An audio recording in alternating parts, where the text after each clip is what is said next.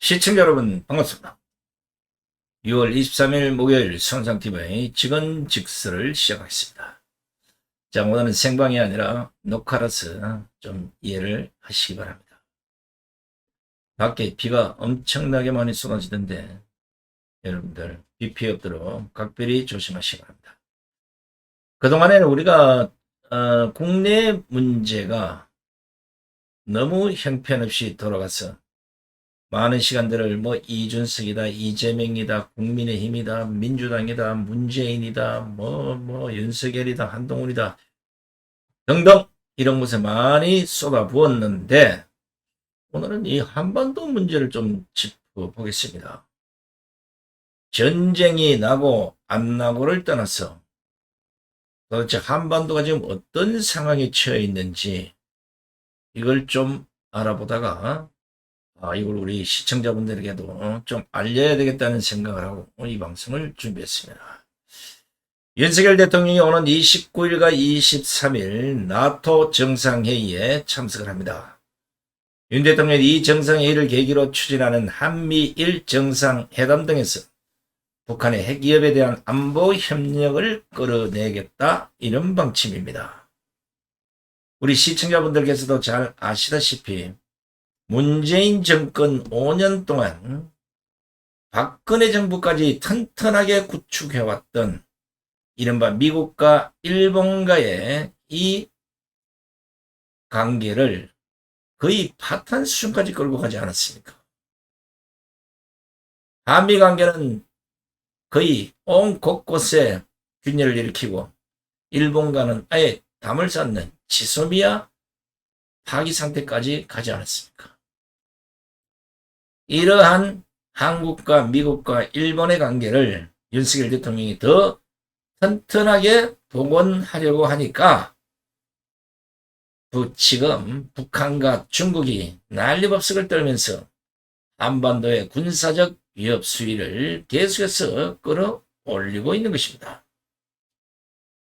중국은 나토 정상회의가 임박한 가운데 지난 21일 중국 군용기 29대가 대만 방공식별구역을 침범했습니다. 중국 군용기의 대만 침범은 이번만이 아니고 올 들어 세 번째인데 이게 상당히 큰 규모라는 거예요. 중국군은 지난 1월 23일 38대, 5월 30일 30대의 군용기를 동원해서 대만 상공에서 무력 시위를 한 바 있습니다.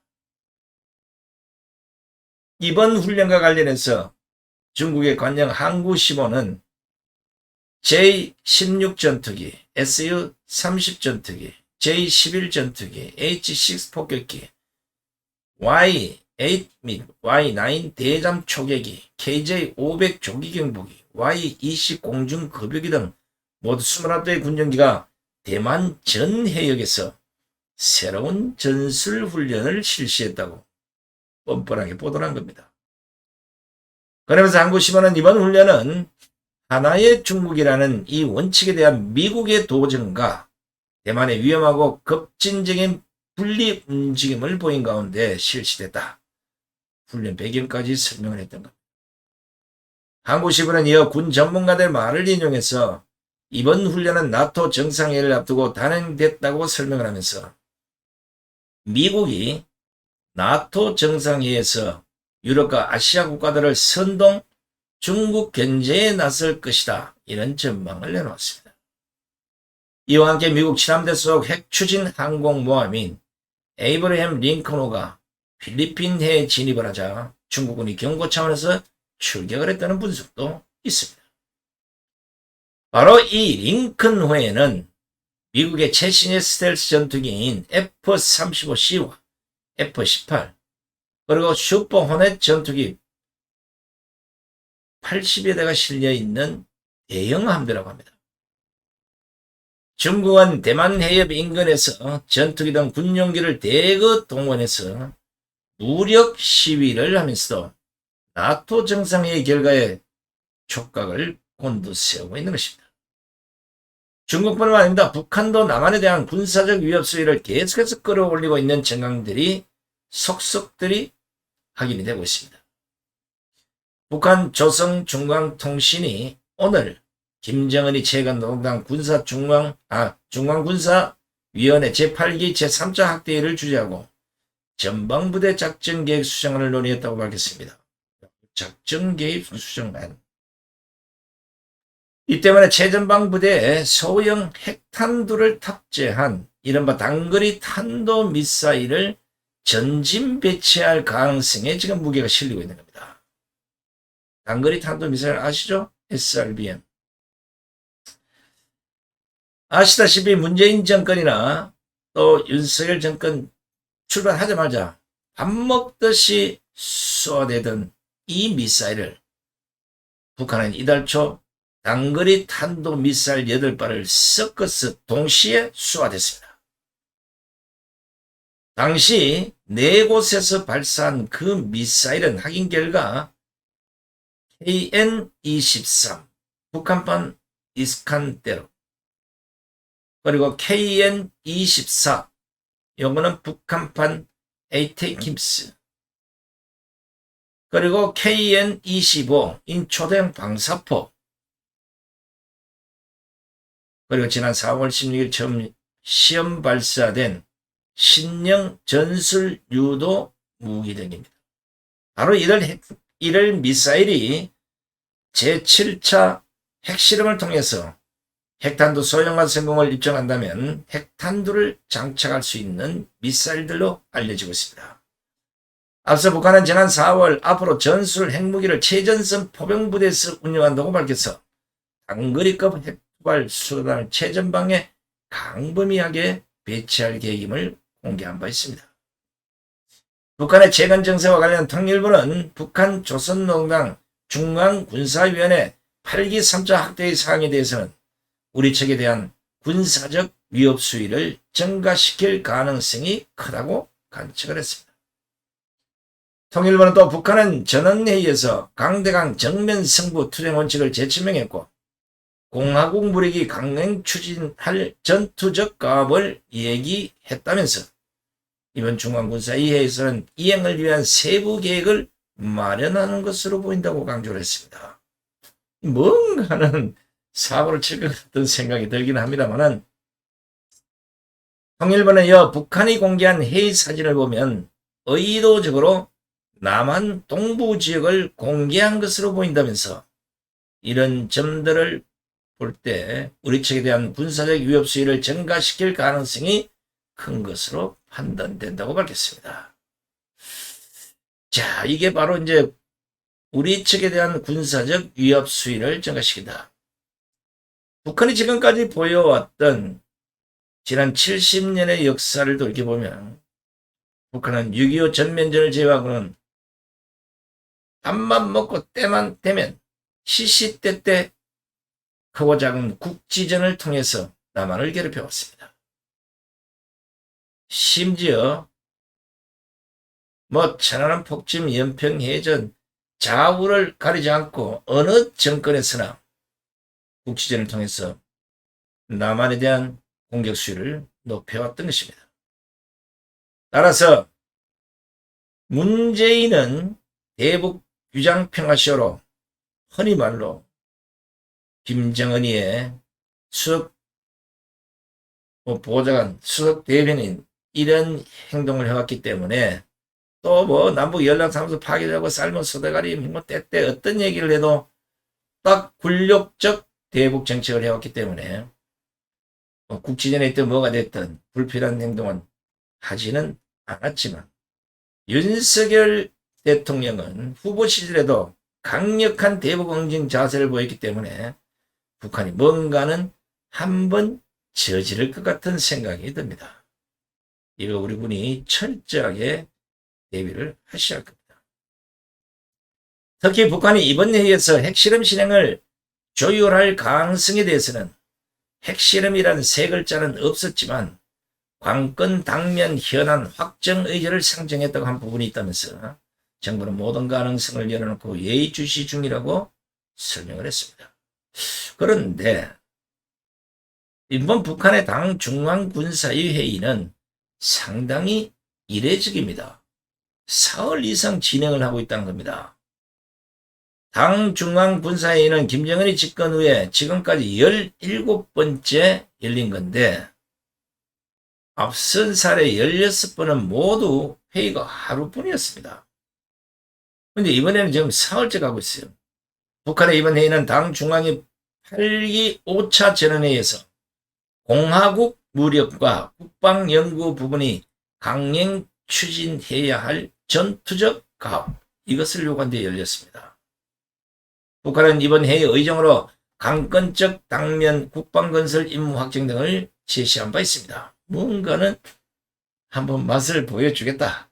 그 맛을 보여보고 윤석열 정권이 어떻게 대처를 하느냐 보고, 윤석열 정권도 예를 들어 북한에서 뭐 어디 연평도에 포를 뭐 몇 방 쏘는데 가만히 있다 이러면 쫄로 보고 옛날 하던 짓거리 그대로 할 것이고, 만약에 한 방 쏘다가 윤석열 야 가기버려. 그래서 촉토화시키는 일이 벌어지면 아마 북한은 꼬리를 살살 내릴 수밖에 없을 겁니다. 이런 가운데 한국과 미국 정부가 북한에 대응하기 위한 작전계획, 이른바 작계를 바꾸는 작업을 하고 있는 것으로 알려졌습니다. 그랬더니 북한도 작계를 수정하고 있다고 23일 오늘 공개적으로 이걸 밝혔어요. 북한 조선중앙통신은 오늘 조선중앙군사위원회 제8기 3차 학대의 2일 회의 내용을 소개하면서 이날 회의에서는 당의 군사전략적 기도에 따라 조선인민군 전선부대들의 작전 임무를 추가 확정하고 작전계획을 수정하는 사업과 중요 군사조직 편제 개편과 관련한 문제들을 토의했다. 작계를 언급한 겁니다. 북한 조선중앙통신 보도이기는 하지만 북한이 작계라는 용어를 쓴 것 자체는 상당히 이례적입니다. 그동안 비밀에 붙여왔던 북한의 작계를 고치겠다고 그것도 공개적으로 밝힌 것. 이건 역시도 그간에 볼 수 없었던 장면입니다. 이 작전계획이란 건 뭐 어느 나라 다 있겠습니다만 이 작계는 대북 전면전과 국지도발, 대량 살상무기, 사이버 공격 등을 상정한 한미연합군 대응 계획을 뜻하는 것입니다. 그러니까 지금 현재 한국과 미국이 이 북한의 꼬라지 이거 아무래도 곧 사오칠 것 같으니까 작전 계획을 완전히 바꾸겠다는 겁니다. 대북 전면전과 국지도발에 대한 작계도 바뀔 것이고 대량 살상무기나 사이버 공격 이런 데 대해서도 작전 계획을 바꾼다고 지금 알려져 있습니다. 실제 한미연합사령부가 이 새 작계를 지금 마련하는 중이라고 합니다. 북한 핵무기 기술과 미사일 기술이 계속해서 진전이 되면서 현 작계 5015를 가지고는 조금 힘들다는 생각이 들었는지 바로 이 작계 5015를 대체할 새 작계를 만들고 있다는 것입니다.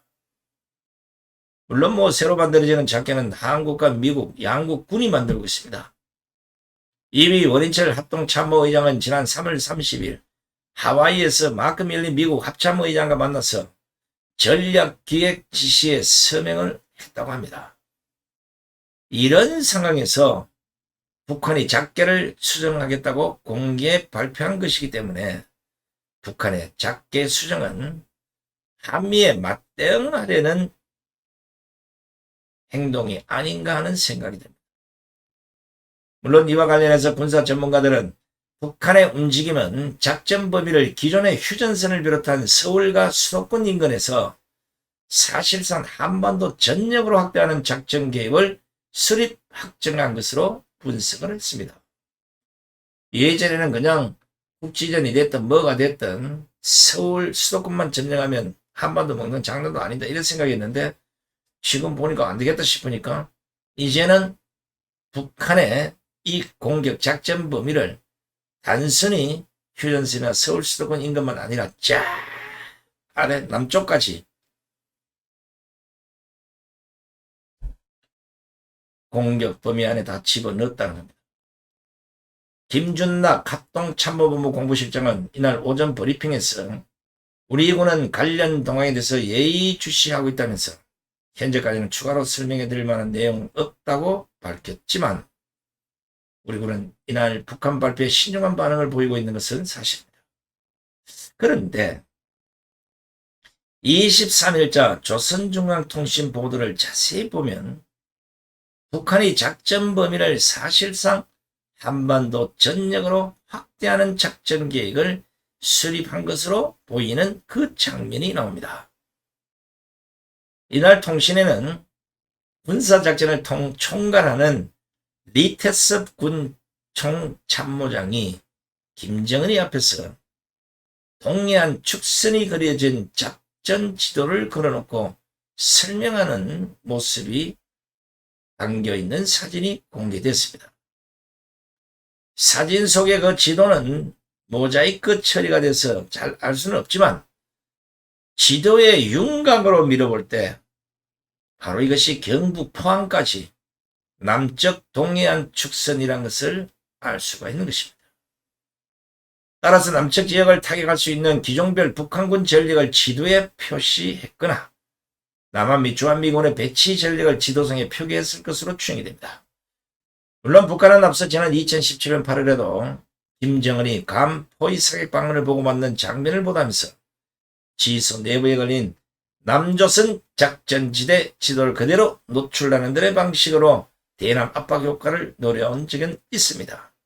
따라서 이건 역시도 남한에 대한 대남 압박 효과를 노리는 것이라고도 판단할 수 있겠지만 어떤 이유가 됐든 지금 핵실험 또다시 가동하는 꼬라지를 보면 SLBM 이런 것들을 한 번쯤 남한에 갈겨보고 싶은 생각이 김정은이 여기서 불쑥불쑥 올라오나 봅니다. 뿐만 아닙니다. 김정은 집권 이후에 당 중앙군사위 부위원장이 1인 체제에서 2인 체제로 바뀌었다는 겁니다. 이게 뭐 별거 있는 거 같겠지만 아니에요. 당 중앙군사위 부위원장은 2014년부터 2020년 5월 리병철이 임명되기 전까지는 당 중앙군사위 부위원장 자리는 공석이었습니다. 그리고 리병철 임명 이후에는 1인 체제로 운영이 되어 왔습니다. 하지만 오늘 공개된 사진에서 김정은이 양옆에 박정천, 리병철이 앉아있는 자리 배치를 고려한 것을 보면 두 사람이 부위원장을 맡은 것으로 추정이 됩니다. 결국은 군사를 이 모든 이런 시스템을 다 강화시키겠다는 중앙통신도 이날 당 중앙군사위원회 부위원장들이라고 복수로 보도함으로써 현재 당 중앙군사위 부위원장이 복수체제라는 점을 확인했습니다. 하여간 이번 북한의 노동당 중앙군사위원회 제8기 3차 학대회의는 기존 16번의 회의와는 상당히 이례적인 것이 많이 보였습니다. 하루만 진행하던 회의를 며칠째 하는 것이나 북한이 작계를 수정하겠다고 예적으로 발표한 것이나 당 중앙군사위 부위원장 2인 체제로 전환한 것도 뭔가는 북한의 변화가 예사롭지 않습니다. 그러나 반복됐던 탄도미사일 발사를 통한 군사 도발까지도 소강 상태가 되면서 북한의 다음 행보는 일단 안개 속으로 들어가 있습니다.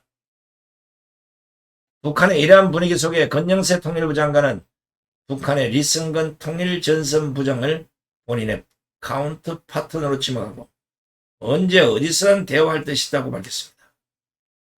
그리고 윤석열 대통령은 예정대로 29월 30일 스페인 마드리드에서 열리는 나토 정상회의에 참석합니다. 물론 야당은 반대를 하고 있죠.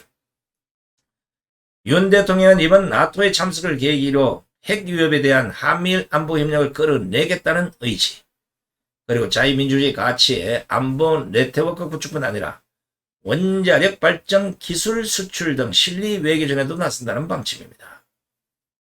앞서 미국과 나토 청은 회의 개최에 앞서서 윤석열 대통령의 참여 결정을 항명하고 협력 의지를 나타낸 바 있습니다.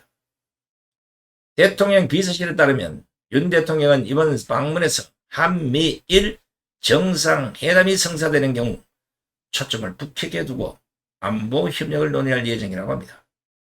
이와 관련해서도 미국은 22일 현지 시간 윤 대통령의 나토 참석을 두고 한국은 중요한 동맹이라면서 이미 국제 안보 문제 협력을 강조한 바 있습니다. 네드 프라이스 미 국무부 대변인은 이날 브리핑에서 한국은 나토 회원국이 아니지만 중요한 동맹이라면서 나토는 방위 동맹이지만 우리가 직면하는 공동의 도전이 있다. 이는 중국일 수도 있고 사이버 문제일 수도 있다는 말을 했습니다. 그는 궁극적으로 한국을 포함한 인도태평양 동맹과 나토가 추구하는 바는 동일하다면서 이는 규칙에 기반한 질서이고 러시아가 이를 심각하게 위협하고 있다는 지적까지 했습니다. 같은 날 나토 측도 한국과 협력을 강화하겠다는 의지를 내비쳤습니다. 자, 이게 지금 이제 한반도 돌아가는 꼬라지고 윤석열 정권 이후에 벌어지고 있는 한반도 정세. 자, 그렇지만 어떤 경우라도 전쟁은 있어서는 안 될 것입니다. 최악의 상황에 와서 전면전이 됐던 국제의 전쟁을 벌여야 될 상황이 왔다면 방법이 없겠지만 죽었다 깨어난다 우리 먼저 북침을 하거나 우리가 전쟁을 유발할 이유는 없습니다. 오로지 북한이 실수든 자의든 고의든 아니면 김정은이가 핵가득해가지고 이럴 수도 있다고 보면 우리는 언젠가는 단 한 번의 전쟁 때문에 한반도 전체가 없애는 꼬라지가 생길 수 있으니까 이 부분에 대해서는 각별히 유의해야 될 겁니다. 우리는 이미 김대중의 햇볕 정책, 노무현의 대북 정책, 문재인의 굴욕적 대북 평화쇼 이 모두가 헛발질이었다는 것을 충분히 체험을 했습니다. 좌파 정권들의 이 모든 엉터리 대북 정책들은 심지어는 헛발질을 넘어서 북한의 막대한 국민 혈세를 퍼주고 반대로 5천만 국민이 핵인질이 되는 결과를 초래했습니다. 따라서 윤석열 정부는 좌파 정권들의 헛발질 대북 정책을 답습해서는 절대로 안 될 것입니다. 할 수 있다면 한미일 공조를 통해서 전술핵 재배치를 비롯한 핵보유 또는 핵공유를 단행해야 한다고 저는 생각합니다. 언제까지 북한의 질질 끌려다닐 것입니까? 그리고 문재인이가 사인했다는 이 쓰레기 9.19 군사 합의는 당연히 파기해야 하고 오히려 핵을 만들 수 없다면 미국과의 핵공유를 통해서라도 남북한의 핵 군사력 균형을 맞추어야 할 것입니다. 문재인처럼 김정은에 속아서 국방을 해체할 것이 아니라 지속적인 국방력 강화를 통해서 튼튼한 안보를 구축해야 합니다. 이어서 한미동맹을 강화하고 주변 국가의 전략적 협력을 강화해서 북한의 완전한 비핵화와 한반도의 확고한 평화체제를 구축해야만 윤석열 정부는 성공한 정부가 될 수 있을 겁니다. 문재인의 말을 듣거나 좌파들의 말을 듣거나 아니 민주당의 말을 듣거나 하면 100% 윤석열 정부는 망주가 될 수 있습니다. 절대 북한에 대해서는 방공을 국시로 내민 나라처럼 확고한 의지를 갖고 까불지 못하도록 완전히 강력한 의지를 보여야 할 것입니다. 끝까지 함께해 주신 시청자 여러분들 고맙습니다.